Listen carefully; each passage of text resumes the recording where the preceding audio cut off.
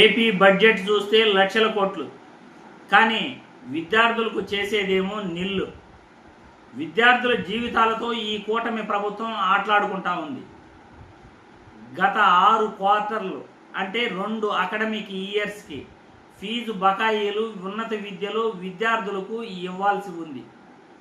దాదాపు కూడా fee reimbursement బకాయిలు 4,200 కోట్లు, హాస్టల్ ఫీజులతో కలిపి అదొక 2,000 కోట్ల పైనే, మొత్తం 6,200 కోట్ల పైనే ఫీజు రీయింబర్స్మెంట్ బకాయిలు విద్యార్థులకు ఇవ్వాల్సి ఉంది.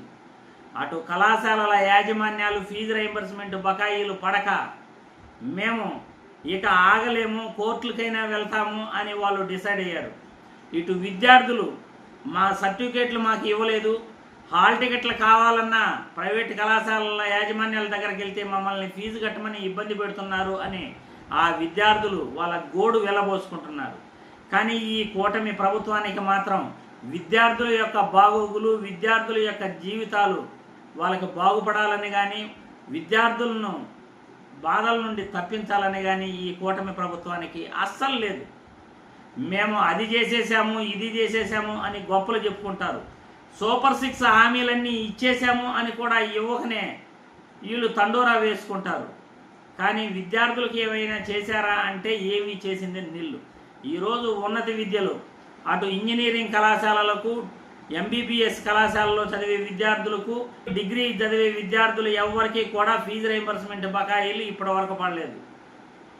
ఆ రోజు రాజశేఖర్ రెడ్డి గారు పేద విద్యార్థులు కూడా కార్పొరేట్ కళాశాలలో చదువుకోవాలి అనే ఉద్దేశంతో ఫీజు రీయింబర్స్మెంట్ తీసుకురావడం జరిగింది. జగన్మోహన్ రెడ్డి గారు పూర్తి ఫీజు రీయింబర్స్మెంట్ ప్రతి పిల్లాడికి నేను ఇచ్చి చదివిస్తాను అని ఆయన పూర్తి ఫీజు రీయింబర్స్మెంట్ విద్యార్థుల తల్లుల అకౌంట్లో ఆయన వేయడం జరిగింది. ఏ రోజు కూడా ఆ ప్రభుత్వాలు, గత ప్రభుత్వాలు పిల్లలకు ఫీజు నిలిపింది లేదు. ఫీజు రీయింబర్స్మెంట్ బకాయిలు ఏ రోజు పెండింగ్లో పెట్టలేదు. 2024 ఎన్నికల కోడ్ సందర్భంగా నిలిచిపోయిన ఫీజు రీయింబర్స్మెంట్ బకాయిలు ఇప్పటి వరకు కూడా ఈ ప్రభుత్వం ₹1 కూడా చెల్లించలేదు అంటే అది అతిశయోక్తి కాదు. విద్యార్థుల జీవితాలతో ఈ ప్రభుత్వం ఆటలాడుకుంటా ఉంది. విద్యార్థులకు న్యాయం చేయాలి. విద్యార్థుల జీవితాలకు మించి మీకు దీనికన్నా మించి వేరే అవసరం ఏముంటుంది అని ఈ వీడియో ద్వారా నేను ప్రశ్నిస్తున్నాను. మేము ఖాళీ బీడు భూముల్లో లక్షల ఎకరాల్లో రాజధాని కడతాం అంటారు. మేము ఇండస్ట్రీస్ లక్షల కోట్ల పెట్టుబడులతో తెచ్చేస్తాం అని అంటారు.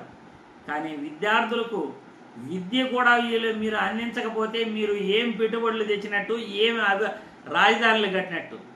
ముందుగా చదువు, తర్వాత వైద్యం, తర్వాత వాళ్ళకి శాంతి భద్రతలు ప్రజలకి, ఈ 3 కూడా ప్రభుత్వం, ఏ ప్రభుత్వం అయినా ఖచ్చితంగా ఇవ్వాలి. విద్య, వైద్యానికి, శాంతి భద్రతలకు ఏ ప్రభుత్వం అయినా ఖర్చు పెట్టాలి. అలా ఖర్చు పెట్టలేని ప్రభుత్వాలు ఉండి కూడా దండగేనని ఈ వీడియో ద్వారా నేను ప్రజలందరికీ కూడా తెలియజేస్తున్నాను. ఈ కూటమి ప్రభుత్వం విద్యార్థుల జీవితాలతో ఆటలాడుకుంటా ఉంది. విద్యార్థుల జీవితాలతో ఆటలాడుకుంటూ ఈరోజు దాదాపు కూడా 6 క్వార్టర్ల ఫీజు రీయింబర్స్మెంట్ బకాయిలు 4,200 కోట్లు పెండింగ్లో పెట్టింది. హాస్టల్ ఫీజులతో కలిపి 6,200 కోట్ల పైనే ఫీజు రీయింబర్స్మెంట్ బకాయిలను ఈ కూటమి ప్రభుత్వం విద్యార్థుల అకౌంట్లోనూ లేకపోతే కళాశాలల యాజమాన్యాల అకౌంట్లోనూ వేయకుండా వేడుకు చూస్తూ ఉంది.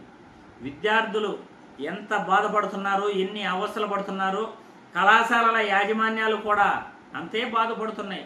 మేము మెయింటెనెన్స్ చేసుకోలేకపోతున్నాము. కళాశాలలు ఇంతంత ఫీజులు బకాయిలు ఉంటే మేము ఏం జీతం ఇచ్చుకోవాలి? పనిచేసే వాళ్ళకి మెయింటెనెన్స్ ఏ విధంగా కళాశాలల మెయింటెనెన్స్ జరుపుకోవాలి అని ప్రైవేట్ కళాశాలల యాజమాన్యాలు ఈరోజు బాధపడుతున్నాయి. కూటమి ప్రభుత్వం ఆలోచించాలి. ఎందుకు మీరు ఫీజు రీయింబర్స్మెంట్ ఇవ్వకుండా నిర్లక్ష్యం చేస్తున్నారు? విద్యార్థుల జీవితాలతో ఎందుకు ఆటలాడుకుంటున్నారు అని నేను ఈ వీడియో ద్వారా కూటమి ప్రభుత్వాన్ని, చంద్రబాబు గారిని, పవన్ కళ్యాణ్ గారిని, లోకేష్ బాబు గారిని ప్రశ్నిస్తున్నాను.